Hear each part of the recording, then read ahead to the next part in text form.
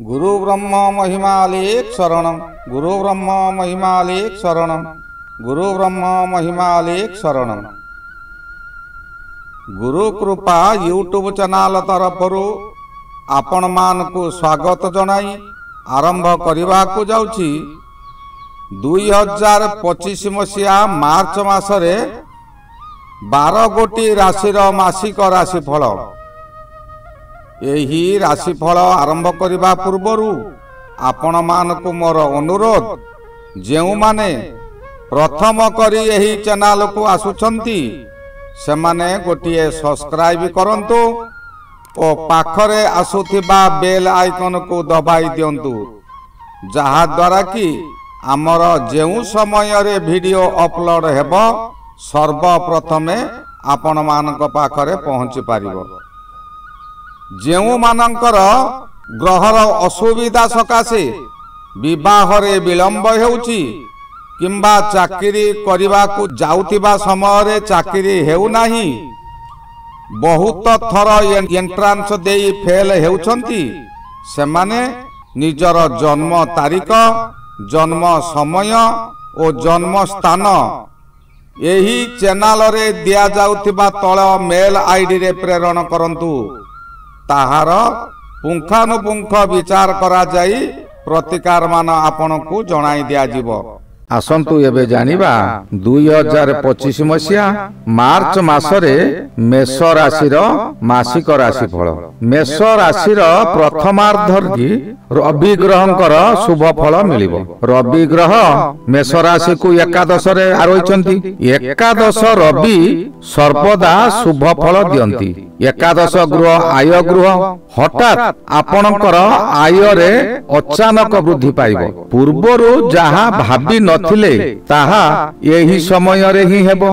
आपण जेउ कार्य करुथिले से कार्य आपणकर बहु विलंब हेउतिला, एबे ताहा पूर्ण हेबो। जेउ कार्य को बहु दिनरु आशा करिथिले से कार्य होई पारु नथिला, यही समय रे काहारी माध्यम रे आपणकर से कार्यटी पूर्ण होई जिवो। आपण अति सहज रे कार्य गुड़िक करि पारिबे। ऑफिस रे किंबा गृह रे किंबा आपणकर व्यवसाय प्रतिष्ठान रे आपण सर्वजन प्रिय हेबे। समस्ते आपण को भूरी भूरी प्रशंसा करिवे। व्यवसाय क्षेत्र रे आपणकर पूर्वरु जहा व्यवसाय होतिला एबे ताहा अनेक गुण रे वृद्धि पाइजिवो। जेउ व्यवसाय आपणकर पूर्वरु क्षति हेउतिला सेही व्यवसाय एही समय रे अचानक लाभ रे आपणकर हेबो। आपण किछि धन संचय करि पारिबे। पूर्वरु करिथिबा ऋण को आपण परिशोध करि पारिबे। आपण एही समय रे दूर यात्रा मध्य करि पारंती। जेउ व्यक्ति को बहु दिनरु आशा करिथिले देखा करिवा सकाशे से व्यक्ति सहित देखा होई पारु नथिला, एबे सेही व्यक्ति सहित देखा हेबो ओ सेही व्यक्ति माध्यम रे आपण आपणकर बहु उन्नति करिवे। मंगल ग्रह एही समय रे मध्य शुभ रे अछंती। मंगल मेष राशि ठारू तृतीय गृह एला शक्ति गृह। आपणकर शक्ति को बहु गुण रे वृद्धि करिवो। युद्ध रे जेपरि सेनापति सर्वदा आगो को मारी चाले, काहा को भय करे नाही, आपण सेही परि आगो को मारी चलिए। काहारी को भय भ्रांति किछि रहिबो नाही। प्रत्येक काम रे आगे चलिए। आपणकर शरीर सुस्थ रहिबो। आपणक परिवार मध्य रे समस्ते सुख रे रहिबे। परिवार रे समस्ते मिलिमिशि चलिबे।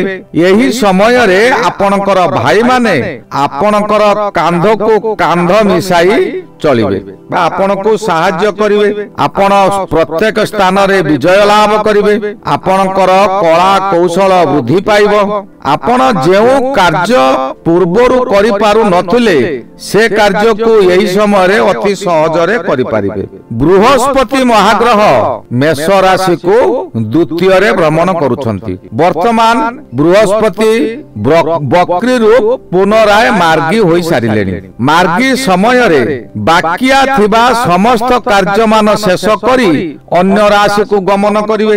एणु यही समय रे बृहस्पति आपण को अति शुभ फल देव।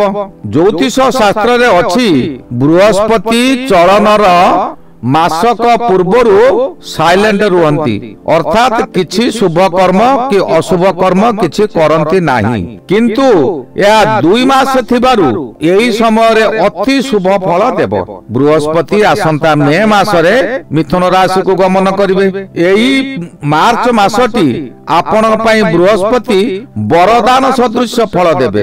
ଯେଉଁମାନଙ୍କର ବିବାହ ହୋଇପାରୁନାହିଁ ସେମାନଙ୍କର ଅଚାନକ ବିବାହ ପ୍ରସ୍ତାବ ଆସି ବିବାହ ହୋଇଯିବ।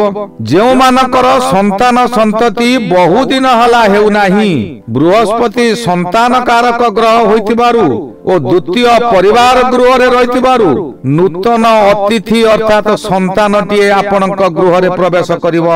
ଆପଣ ସତ୍ ମାର୍ଗରେ ରୁହନ୍ତୁ, ବୃହସ୍ପତିଙ୍କର ପୂଜା ଅର୍ଚ୍ଚନା କରନ୍ତୁ। ନିସନ୍ତାନ ବ୍ୟକ୍ତିଙ୍କର ଏହି ସମୟରେ ସନ୍ତାନ ପ୍ରାପ୍ତି ହୋଇପାରେ।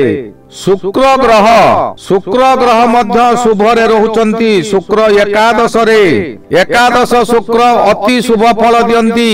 ମେଷ ରାଶି ସକାଶେ ଶୁକ୍ର ଏକାଦଶରେ ଥିବାରୁ ଏହି ସମୟରେ ଆପଣଙ୍କର ଆୟ ବହୁ ପରିମାଣରେ ବୃଦ୍ଧି କରାଇବ। ଯେଉଁମାନେ ସଙ୍ଗୀତ କଳାକୁ ପାଥେୟ କରି ବ୍ୟବସାୟ କରୁଛନ୍ତି ସେମାନଙ୍କର ପ୍ରତ୍ୟେକ ସ୍ଥାନରେ ବିଜୟୀ ହେବେ। ପ୍ରତ୍ୟେକ ସ୍ଥାନରେ ସେମାନେ ପ୍ରଶଂସା ପ୍ରାପ୍ତ ହେବେ। ସଭା ସମିତିରେ ବକ୍ତୃତା ମାନ ଦେଇ ଉଚ୍ଚ ପ୍ରଶଂସିତ ଉପଢୌକନ ମଧ୍ୟ ପ୍ରାପ୍ତି ହେବ। ଅର୍ଥ ଲାଭର ଯୋଗ ଅନେକ ରହିଛି। ଏହି ଶୁକ୍ର ଗ୍ରହ ନାରୀ ଗ୍ରହ ହୋଇଥିବାରୁ ନାରୀ ମାନଙ୍କ ମେଳରେ ଏହି ସମୟରେ ଆପଣ ବିତାଇବେ। ସମସ୍ତେ ଆପଣଙ୍କୁ ଭଲ ଭାବରେ ପରିଚିତ କରାଇ ଆପଣଙ୍କର ପ୍ରଶଂସା ଗାନ କରିବେ। ଆପଣ ଏହି ସମୟରେ ଯୌନ ସୁଖ ଅଧିକ ପାଇବେ। ଯେଉଁମାନେ ବିବାହିତ ସେମାନଙ୍କର ପରିବାର ମଧ୍ୟରେ ସ୍ୱାମୀ ସ୍ତ୍ରୀ ସମ୍ପର୍କରେ ନିବିଡ଼ ସମ୍ପର୍କ ରହିବ। ସ୍ୱାମୀ ସ୍ତ୍ରୀ ସମ୍ପର୍କରେ ବୃଦ୍ଧି ହେବ। ଏକ ମନ ଏକ ପ୍ରାଣ ହୋଇ ଚଳିବେ। ଏହି ସମୟରେ ସନ୍ତାନ ଗ୍ରହ କେତୁ ହେଉଛି ସନ୍ତାନ କାରକ ଗ୍ରହ। କେତୁ ଆପଣଙ୍କର ଶୁଭରେ ରହିଛନ୍ତି ଷଷ୍ଠ ଗୃହରେ। ଏଣୁ ଏହି ସମୟରେ ଆପଣଙ୍କର ସନ୍ତାନ ପ୍ରାପ୍ତି ହେବାର ଅଧିକ ସମ୍ଭାବନା ରହୁଛି। ଆପଣ କୌଣସି ଭୟ ଭ୍ରାନ୍ତି ନ କରି ରାହୁ କେତୁ ଓ ବୃହସ୍ପତିଙ୍କର ପ୍ରତିକାର କରନ୍ତୁ। ନିସନ୍ତାନ ବ୍ୟକ୍ତି ମାନଙ୍କର ନିଶ୍ଚୟ ସନ୍ତାନ ପ୍ରାପ୍ତି ହେବ। ବ୍ୟବସାୟ କ୍ଷେତ୍ରରେ ଆପଣଙ୍କର ଆୟ ବହୁ ଗୁଣରେ ବୃଦ୍ଧି କରାଇବ। କିନ୍ତୁ ସାବଧାନ, କେତୁ ଗ୍ରହ ହେଉଛି ଆଶାବାଦୀ ଗ୍ରହ। ଆପଣଙ୍କୁ ଅଧିକ ଆଶାକୁ ନେଇଯିବ। ଅଧିକ ମନରେ ଆଶାଜାତ କରାଇବ। ଅଧିକ ଆଶାଜାତ କରାଉଥିବାରୁ ଆପଣ ବିପଦରେ ପଡିପାରନ୍ତି। ବୁଧ ଗ୍ରହ ହେଉଛି ଜ୍ଞାନୀ ଗ୍ରହ। ଆପଣଙ୍କର ଜ୍ଞାନକୁ ଅଜ୍ଞାନରେ ପରିଣତ କରିଦେବ। ଆପଣ କୌଣସି ଅଧର୍ମ କାମ ନ କରି ଯଦି ଧର୍ମ କାମରେ ଥିବେ ତେବେ ଆପଣଙ୍କର ସମସ୍ତ ଦିଗରୁ ଶୁଭ ହେବ। ନଚେତ ବୁଧ ଆପଣଙ୍କୁ ପ୍ରତ୍ୟେକ ସ୍ଥାନରେ ଅପଦସ୍ତ ଅପମାନ ଦିଆ କରାଇବ। ରାହୁ ଏହି ସମୟରେ ଦ୍ୱାଦଶ ଗୃହରେ ରହିଛନ୍ତି। ଦ୍ୱାଦଶ ଗୃହ ହେଲା ଆମର ଶଯ୍ୟା ଗୃହ, ମୃତ୍ୟୁ ପରେ ଯିବାର ପଥ। ଏହି ପଥ ପରିଷ୍କାର କରିବା ଦରକାର। କାଳିଦାସ ରହସ୍ୟରେ ଅଛି, ହାୟ ହାୟ ସ୍ୱର୍ଗ, ଛି ଛି ନର୍କ। ଆମେ ଜନ୍ମ ହେଇଛନ୍ତି ଦିନେ, ମୃତ୍ୟୁ ଆମର ନିଶ୍ଚିନ୍ତ ଦିନେ ହେବ। କିନ୍ତୁ ମୃତ୍ୟୁ ପରେ ଯଦି ଅନ୍ୟ ଲୋକମାନେ ହାୟ ହାୟ କରିଲେ ତେବେ ଆମେ ସ୍ୱର୍ଗ ଗମନ କରିବା।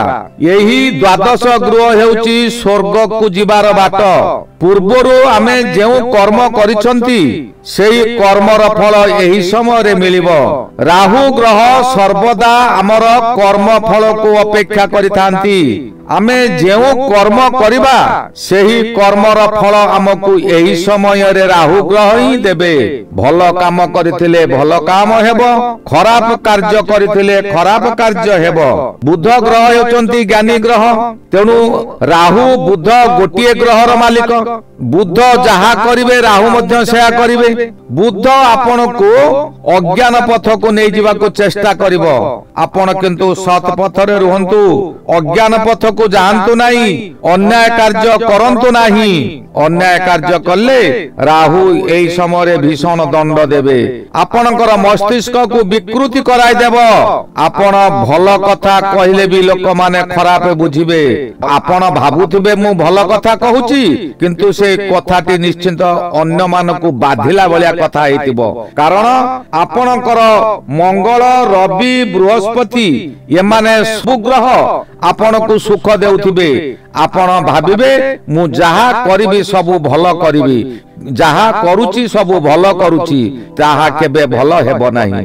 ଶନି ଗ୍ରହ ହେଉଛନ୍ତି ନ୍ୟାୟପାଳକ, ଧର୍ମ ଦଣ୍ଡ ରକ୍ଷାକାରୀ। ଶନି ଏହି ସମୟରେ ଏକାଦଶରେ ଶନି ବକ୍ରି ହୋଇ ରହିଛନ୍ତି। ବକ୍ରି ଶନି ସର୍ବଦା ଅଶୁଭ ସମୟରେ ଅଶୁଭ ଫଳ ଦିଅନ୍ତି, ଶୁଭ ସମୟରେ ଶୁଭ ଫଳ ଦିଅନ୍ତି। ମେଷ ରାଶିକୁ ଶନି ରହିଛନ୍ତି ଏକାଦଶରେ।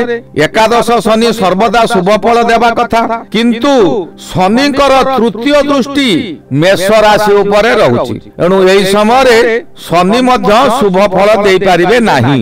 ଏହାର କାରଣ ହେଲା ଶନିଙ୍କର ତୃତୀୟ ଦୃଷ୍ଟି ହେଉଛି କ୍ରୂର ଦୃଷ୍ଟି।